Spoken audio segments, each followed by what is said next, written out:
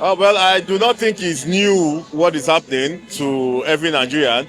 We have seen how democracy has been sacrificed on the altar of one man's selfishness and ego. We are witnessing the Abacha era in Agbada, what we refer to as kakistocracy.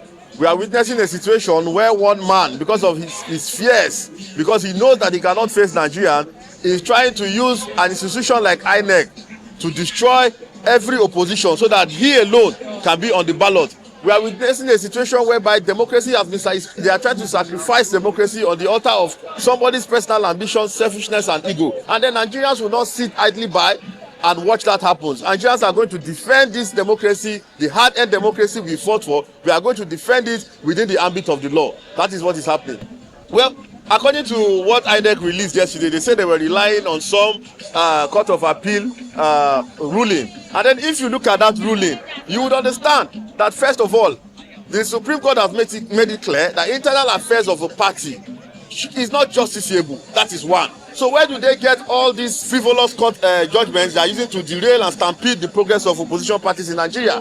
And then you look at what INEC said that because the Court of Appeal said that status quo antebellum should be maintained. What does status quo antebellum refers to? It refers to the fact that there was a case which was already at the High Court, and then the Court of Appeal said that look, the High Court has the jurisdiction to take on that matter. So status quo should be maintained pending the outcome of that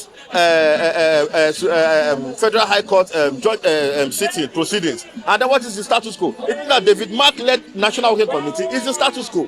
And so where the INEC suddenly get that power, derive that power to start interpreting court judgments for people, where I mean it is crystal clear that this is the handiwork of the ruling party.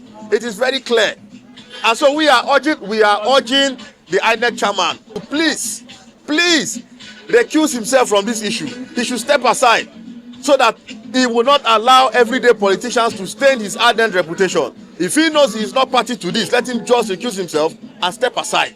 Let Nigerians face Bola Ahmed Tinubu as a major opposition party in Nigeria. I think it will be a joke to say that we never saw it coming. Even if we cannot tell you in principle that this is how it's going to be, but we knew they were going to throw all sorts of things at us. Because we understand the Lagos playbook.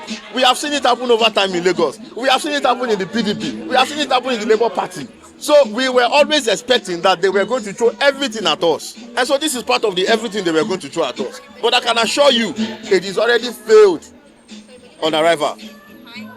Are you telling me the witch cried at night, the child died in the morning? Are you asking me this question? What has happened and what Nigerians are witnessing is an injustice, and we can see what has played out in INEC. Before, in the last couple of weeks, we had information, we had observed that there was a hostile threat to the commission, and they acted on that to remove the current leadership of Senator David Mark and leave that space void. So, but however, the ADC is going ahead. Our congresses are going to hold. Our convention is going to hold. We've informed the international. We've informed INEC.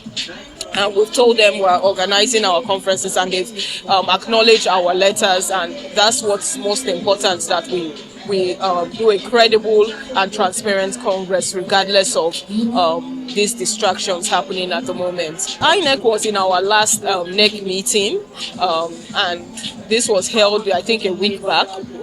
We had our NEC meeting, and INEC was present, and they did acknowledge everything that was said in the meeting. And the NEC meeting before, INEC was also present, and they acknowledged that as well.